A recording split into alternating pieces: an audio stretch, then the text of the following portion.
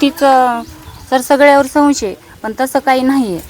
ती स्वतःहून मार खाऊन आली, तिनं सगळ्याला दाखवलं की मला ह्यांनी मारहाण केली, पण तिला कुणीच मारहाण केलेली नाही. आणि तिचं चाललं पिकरसाठी आमचं एकदम मंदिरासमोर घर आहे, आम्हाला काही त्याचा त्रास होत नाही. आणि तिचं घर कुठे आहे आम्हाला काही माहीत नाही, पण ती म्हणते की आम्हाला स्वतःहून त्रास होतो. आणि गिरणीसाठी बी, गिरणी लोकांनी काय खायचं? एकतर शेतात बाया गेलेल्या असतात, ते एकतर 8 वाजता घरी येत नाहीत. 8 वाजून स्वयंपाक हे करायचं का दळायलाच जायचं गिरणीमध्ये, आणि नंतर उशिरा गेली की ती बंद करते. मग खायचं काय गावातल्या लोकांनी? ग्रामपंचायतमध्ये सेवक म्हणून काम करतात. 11 वाजता येते, दरवाजा वाजवती का काही कार्यक्रम असला मंदिरापाशी की म्हणती ते जाऊन बंद करायला हवा म्हणून तर आमच्या इथं येऊन ही करते, जो म्हणजे धमक्या देते. मग हे तिचं हे का मग नाही बंद करायचं गेलं की अशा मग खोटे आरोप करून त्यांना हे करते. त्यांनी 10 जणांविरोधात मारहाणीचा एक गुन्हा पण दाखल केलेला आहे. हो ना, मग त्याच्यामुळेच ना, मग ते नाही बंद करायला ती गेले की मग सेवक आहेत म्हणती जाऊन बंद करायला. मग हिला देवाचा पण त्रास होतोय का?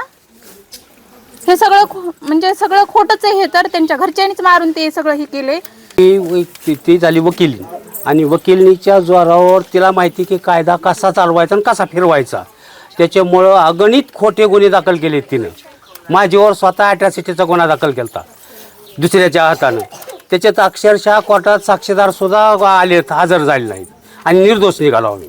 दुसरा गुन्हा माझ्या मुलावर 307चा केला. त्याची बायको म्हणजे त्या पुरीची वकिलीची आई, त्यांच्या घरच्या मॅटरनं मेंटल असल्यामुळं ती विष पिली, आणि विष प्याल्यावर त्यानं दवाखान्यात आल्यावर सुरुवातीला तिच्या नवऱ्यानं सांगितलं, म्हणजे त्या पुरीच्या बापानं सांगितलं की माझी बायको घरच्या कलहामुळं विष पिली. आणि त्याच्यानंतर डिस्चार्ज घेताना त्यांनी 307चा गुन्हा 7-8 लोकांवर केला. म्हणजे ही वकिल्यानं असल्यामुळं सगळे गुन्हे कसे फिरवायचे ते त्याला पक्क पाठ आहे.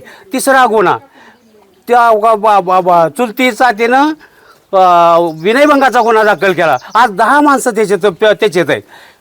तुम्हाला सांगतो, प्रत्येक गोष्टीत ती पोरगी कायद्याचा अडसर घेती. आत्ता जी गुन्हा दाखल केला आहे त्या गुन्ह्यात त्या पोरीला गावकऱ्या कोणी मारलं नाही, काही नाही. त्यांच्या आपसात भांडणं झाले, ते त्यांची ती कुठं झाले ती बी पत्ता नाही आम्हाला. आणि ती गुन्हा मात्र 10 जणांवर दाखल केले ते संपूर्ण खोटे आहेत असं आमचं म्हणणं आहे. तिचं म्हणणं आहे की तिच्यावर आरोप झालेला आहे, पण हा आरोप खोटा आहे. तिनंच मारलंय, तिला स्वतःच्या घरच्यांनी मारलंय तिला, आणि बाकीच्यांना आरोप करते. म्हणजे आमच्या माणसं काय येडे आहेत का तिला मारायला? मग बायांनी मारलं नसतं का तिला? माणसं कशाला जातील मारायला तिला? आम्हाला गिरणीचा पण तिला प्रॉब्लेम व्हायला, आम्ही पिठं कुठून जाऊन आणायचे? 7ला चालू करतात गिरणी, लगेच 8ला बंद करा म्हणून येते. जी चालक आहे त्याला पण शिव्या देतात, बाहेर खाऊ काही बी असल्या घाण शिव्या देतात त्यांना येऊन.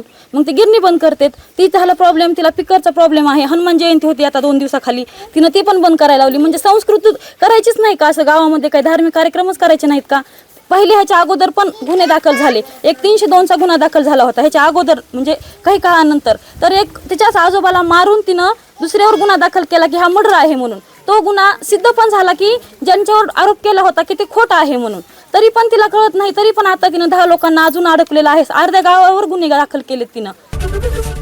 एबीपी माझा, उघडा डोळे बघा नीट.